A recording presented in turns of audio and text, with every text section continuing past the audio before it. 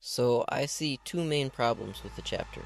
For me, it just boils down to these two problems. Anything else is just a minor nitpick, and if those two big problems were fixed, I would still love this chapter, even if it had a lot of other lesser problems. I could get past those little problems. Number one is that Lost Sister was completely redundant and unnecessary because it didn't move Elle's character any further down her arc. It didn't tell us anything about her heart and soul that we didn't already know, and yet this chapter was supposed to do that. Basically, this episode teaches us that Elle has an unbreakable internal goodness that can't be corrupted. Eventually, she will choose to do the right thing, even if she has every reason to want to do the wrong thing. But we already knew that from Season 1. What upsets me here is not that we're watching Elle face the same struggles that she's already faced and make the same decisions that she's already made. That would be fine with me. I love watching our main characters so much that I could enjoy watching them just read a phone book, so that's not the problem. What upsets me is that this chapter is presented as if we don't already know that about Elle, as if it's something we need to learn about her, as if it's something that she needs to learn about herself, as if the creators have forgotten what they showed us about Elle in the first season, or as if they thought we weren't paying attention.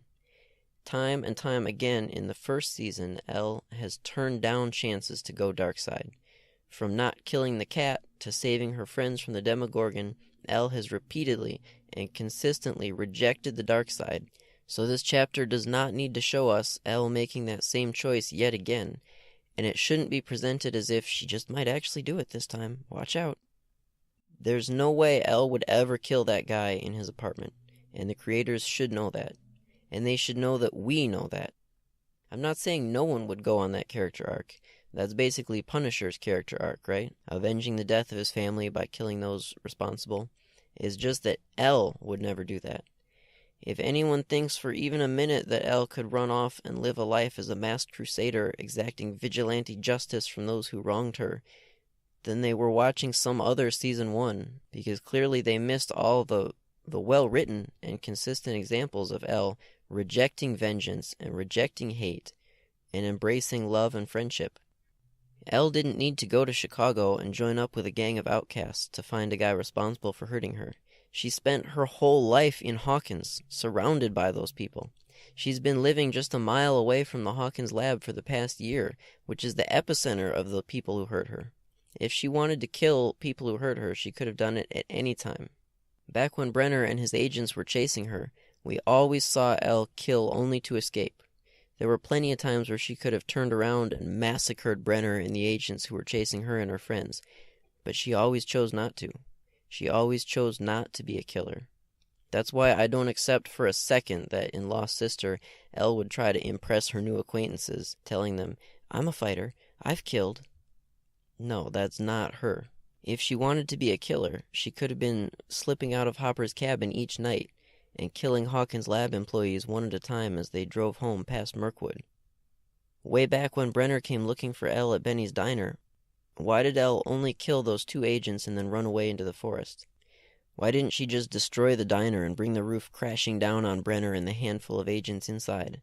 When the bully Troy was holding a knife to Dustin's neck and made Mike jump off that cliff to his death, why didn't Elle just pick up Troy and toss him over the cliff?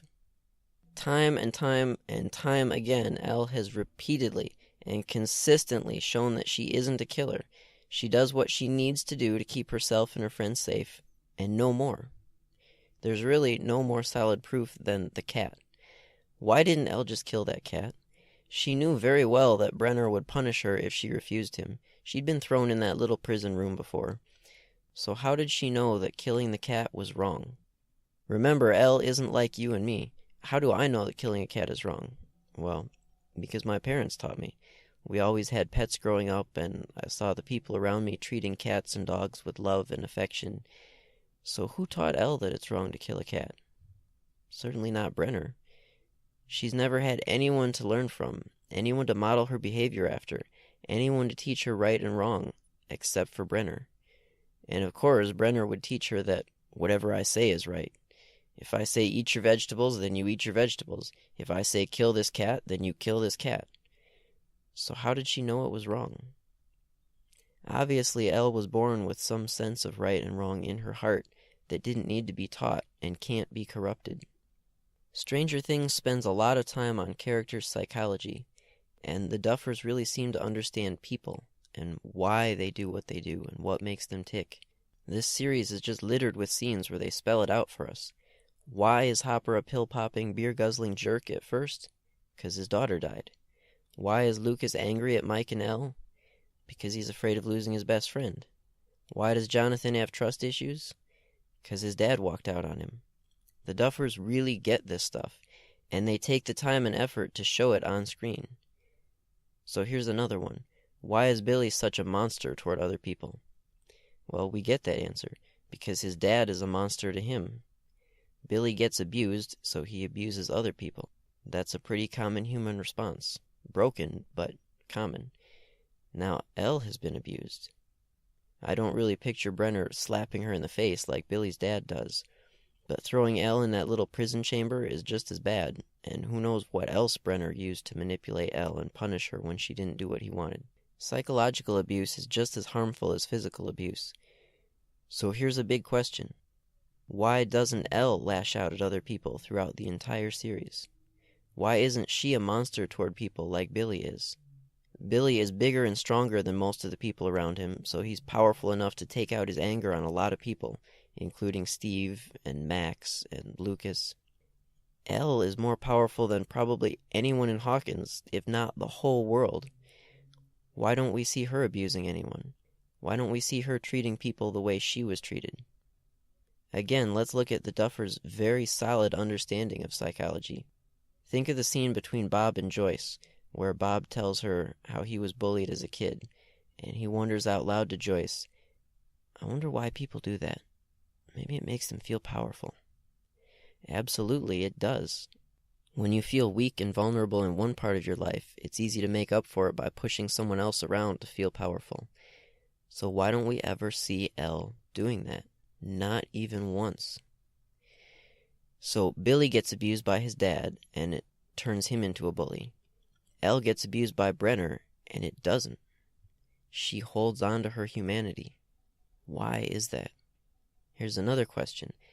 How does Elle know to treat people like people, instead of just things to be used? Think about the villains or the bullies or the general bad guys that we see in Stranger Things. They don't treat other people like people. They don't spend even a second wondering, how does this make the other person feel? They care only about themselves and what can another person do for them, whether it's Troy or Tommy H.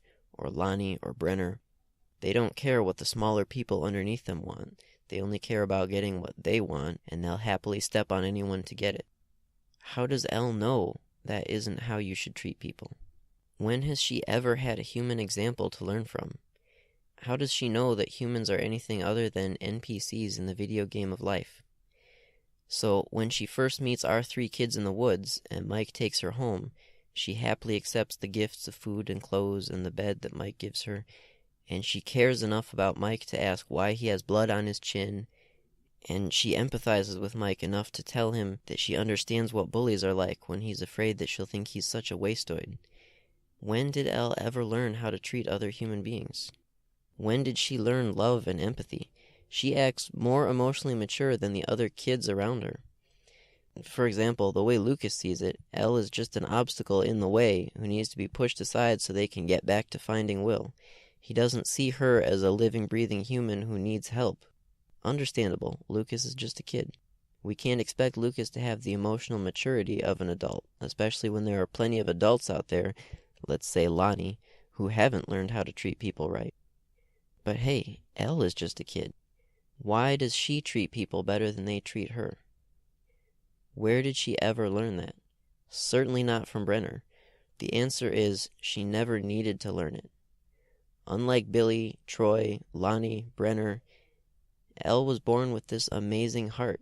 She has the heart of a loving, caring, mature, well-adjusted adult in a little 12-year-old's body. So all that was to say that Elle didn't need to see a picture of that guy's daughters in his apartment to know that it was wrong to murder him. That's something Elle has known her whole life. She isn't a murderer. If Brenner couldn't influence her to kill a cat, then 08 couldn't possibly influence her to kill that guy who hurt Mama. Not even close. And that leads to problem 2, which is that Lost Sister teaches the wrong message. Why is it wrong? Because it's not consistent with any other depiction of El anywhere else in the series. Just like some of the best parts of Stranger Things, this chapter has a whole lot of Empire Strikes Back in it. Tons of fans recognized instantly that 08 teaching El how to move the train car is like Yoda teaching Luke how to lift the X-Wing. But there are huge and major differences. In fact, Lost Sister doesn't just get the Star Wars comparison wrong, it gets it completely backward, completely opposite. If that was intentional, I can't understand why, because it's very inconsistent with what we've seen of El before and what we see of her after. Kali, or 08, teaches El to use her anger to fuel her powers, and because of that, she's able to move the train car. And then in the finale episode, we see El using that lesson to close the gate. She needs her anger to make her more powerful. Except that doesn't make any sense. In the past, it wasn't El's anger that made her powerful. She didn't flip that van because she hated Brenner and the agents. She did it to save her friends. She didn't kill the Demogorgon because she hated it. What had the Demogorgon ever done to her? She killed it because she loved her friends. She didn't destroy Hopper's cabin in the woods because she hated Hopper. She did it because she missed her friends and wanted to go to them. She didn't close the gate in the Season 2 finale because she hated the gate. What had the gate or the Mind Flayer ever done to her? She did it to protect and save her friends. So again and again and again, El has shown that she's motivated by love and friendship and not by hate and vengeance. So it's absolutely inconsistent that 08 needed to teach her to harness her anger in order to make her maximize her power. That your anger will make you powerful is just the opposite of what Yoda was teaching Luke in Empire Strikes Back. It's also the opposite of how El is depicted everywhere but Lost Sister. It's as if somebody from the outside who wasn't familiar with El came in and wrote this plotline.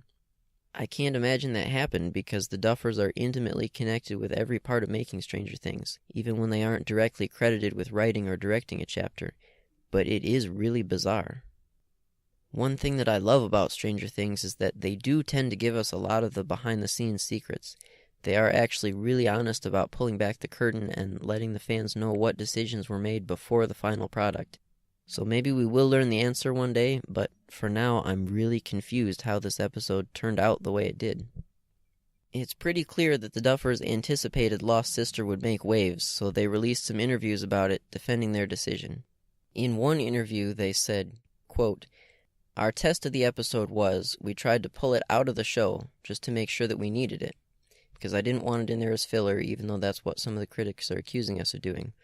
But 11's journey kind of fell apart, like the entire ending didn't work without it. So I was like, whether this works or not, we need this building block in here, or the whole show is going to collapse.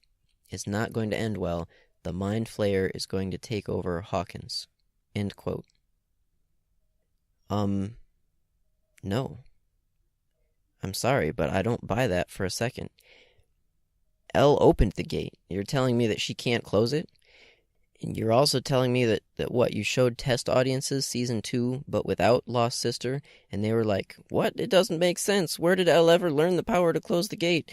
I wish we had a side episode where El went to Chicago and learned to harness her anger, and then I'd believe it. No. Just no. El's journey has never been about becoming stronger. She's always been strong enough to do what she needed. In Season 1, she didn't need to go on any kind of journey to become strong enough to kill the Demogorgon. No, she was afraid of the Demogorgon. Her journey was about finding the courage to confront it. We saw her using the compass to steer her friends away from the gate, and we saw the looks on her face many, many times. She was afraid. She didn't want to go back to that place and face that thing. But as soon as her friends' lives were in danger, she got up and did what she needed to do. She always had the power to kill the Demogorgon. That wasn't the question. So it's the same thing here. Or it should be. El doesn't need to get stronger to close the gate, and she doesn't need to learn that she isn't a murderer. She already knows that about herself, and we already know that about her. So then the article continues. Ross Duffer says, quote, That 11 storyline overall is sort of the biggest risk we took. We're going to continue to do more risks moving forward to keep us on our toes. I didn't want her just to magically save the day. Just like Luke Skywalker, she needed to go off on her own and learn something about herself." End quote. So here's where I'm so confused, because Elle's journey here is the exact opposite of Luke Skywalker. In Empire Strikes Back, Yoda tells Luke that anger is the path to the dark side, and warns Luke that once you start down the dark path, forever will it dominate your destiny. That is the opposite of what 08 teaches 11. Also, Yoda asks Luke to move his X-Wing with the Force, and he can't do it. Yoda has to do it to show Luke that it can be done, and since Luke failed to do it, it proves that his training is still incomplete. Instead, they show 08 telling Elle to move the train, which Elle then does. So she's now instantly learned this lesson that she takes back to Hawkins with her.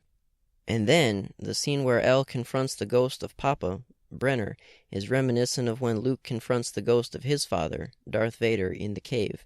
But again, they give us the exact opposite here. Luke failed his lesson in the cave. Yoda explicitly told him so.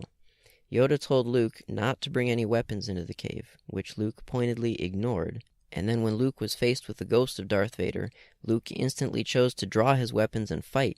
And after fighting the ghost, Luke looks at the face of Vader and realizes that it's his own face. So the moral of the story is, if he fights evil now, he will become evil. Conversely, Brenner appears and teaches Elle to use her anger at everything he's ever done to her.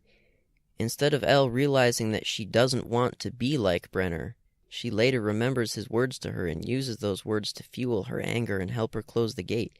It's exactly the opposite outcome from Star Wars, and it's exactly the opposite message. But it can't simply be that the Duffers are purposely trying to invert things in an artistic way, because Elle does make the Luke Skywalker choice in the apartment when she chooses not to kill that guy, even if he might deserve it. So somehow she took the wrong lessons but still makes the right decision in the end. It doesn't work. And there's one last huge difference between Elle's journey and Luke's. In Empire Strikes Back, Luke doesn't win. So Elle takes the lessons she learned from 08 and goes back to help her friends, and she's successful. But Luke leaves Yoda to save his friends. Yoda tells him that his training is incomplete and that he will fail. Luke goes anyway, and he does fail. He loses the fight to Darth Vader, and his friends end up needing to rescue him instead of him rescuing them. The whole thing is a jumbled mess of inconsistent characterization and incorrect messages. There's no doubt in my mind that the Duffer Brothers know Star Wars inside and out, so I really don't understand how they could have gotten it so backward. I don't understand why they felt like Elle couldn't close the gate and save her friends without going on this journey, or why they felt like the lesson Elle needed to learn was that her hate will make her powerful. That's not Yoda and Luke from Empire Strikes Back. That's Palpatine and Anakin from Revenge of the Sith. But for me, that's it. Anything else that I didn't like about the episode just doesn't matter.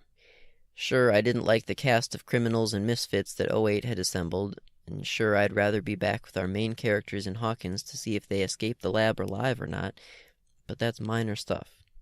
If the core of Lost Sister had actually taught us something important about Elle and shown her making a decision that she hadn't had the strength to make before, and if she had taken away a lesson that would actually make her better and help her later in the series, it would all be worth it. Originally, I wasn't going to do this. If you listen to our reaction episode, number 207, which was recorded immediately after seeing Lost Sister for the first time, you know how I felt about it. I didn't like it at all. It was the only episode I didn't like out of the whole season, and I had planned to never speak of it again. That's a little more of how I am. If I don't like a thing, I just don't talk about it. I'd rather do 10 podcast episodes on what I love about Stranger Things than a single episode about something I don't love. So, since my initial reaction to The Lost Sister was so negative, I was just going to leave it alone. And since Matt and I were planning, and are still planning, to revisit each chapter of Season 2 again, once we've had enough time to rewatch and really think about it, I honestly wasn't sure what I was going to do when it came time to talk about Lost Sister again. I really considered just letting Matt run with that episode alone so I wouldn't have to go into that stuff again. There's enough negativity on the interwebs as it is, so there's no point in me adding to it. and I always feel like that's kind of a lowbrow fandom anyway. Like, it's the easiest thing in the world to just criticize and rip apart a movie or a show that hundreds of people poured thousands of hours of their lives into making. But then, a day or two passed since the first binging of Stranger Things Season 2, and I started seeing articles and videos pop up all over about Lost Sister. I think it's consistently the lowest ranked episode of the season. I know it's our least downloaded episode of the podcast, for sure. So I decided there might be one good reason to do this episode after all. So, since my first binge, I've rewatched Season 2 a second time, and before I record my future episodes, I'm going to rewatch it a bunch more times. But the thing is that I liked every episode better on my second viewing, except for Lost Sister. I've listened to a lot of the criticism online, and some of it feels justified, and some of it isn't. Again, it's the easiest thing in the world to pile on. Once one person breaks the ice and starts calling something the worst episode ever made, it's easy for everyone else to find every little flaw they can think of and blow it way out of scale. But that's not how I feel. For one thing, Lost Sister was different, but different doesn't mean bad. If I can defend the episode for a second, I feel like a lot of people are criticizing it just for being different, when that is not actually what's wrong with the episode. Different is okay. In fact, different can be great. A bunch of our main characters that we know and love had pretty different arcs this season than last season, and nobody was upset with that. So by making Lost Sister set off in a different city that isn't the Hawkins that we know and love, and using an entirely new cast that we don't know and love, well, that's really different, but that isn't bad in and of itself. They could have made a great episode that took Elle on this long journey away from her friends, only for her to realize at the end that she needs to come back home. There's a way they could have done that, but this isn't it. Lost Sister isn't it. The one last thing I want to say, the Duffer Brothers really took a risk here, and the last thing I want to do is to discourage that. Doesn't everybody complain that Hollywood never takes a risk anymore, and that the big blockbuster movies always play it safe with sequels and reboots and the same tired old formula, that they never take a chance on something new and creative? Well, this is why they don't take risks anymore. This is what can happen, this kind of criticism of an episode. Remember, Stranger Things was a risk in the first place. No network would have ever let the Duffers create Stranger Things the way they wanted to, because it didn't fit the mold. Netflix took a risk with Stranger Things, and that risk paid off big time. If it wasn't for that, we would never have gotten this amazing show that I love so much that I made a podcast about it. And on a much smaller level, this chapter, Lost Sister, was that same kind of risk. The Duffers knew they were taking a risk. They've said so in interviews. And if all they ever get is criticism for it, the easiest thing they could do is shrink back from any risk-taking in the future and play it safe and boring and just churn out a bunch of fan service that calls back to those safe Season 1 episodes that everybody loved. And that's the last thing we want. We do want to see Stranger Things go to new and interesting places. The reason we all liked Stranger Things so much in the first place is because it did new and interesting things that we weren't seeing in other shows. So the last thing we should want to do is punish that risk-taking and just hate on anything that's different from what we loved about Season 1. But the reason I'm going to go ahead with this episode and this criticism of Lost Sister is because I think the Duffer Brothers are really smart guys, and I really do think they're smart enough to filter through the hate on the internet and hear what it really is that the fans don't like about Lost Sister. The Duffers have shown that they do listen and they do care what the fans thought about Season 1, and you can really see that in Season 2. So I feel like if we as fans can say the right things about what was wrong with Lost Sister, and not just pile on with the hate, then the Duffers will truly hear it and know how to make Season 3 better than ever. I hope they do keep taking risks as they make Season 3 and beyond. And I'm sure I'll love 90% of it, and maybe that last 10% I won't like, but that's okay. But I do feel like there's a real chance to learn from what was wrong with Lost Sister.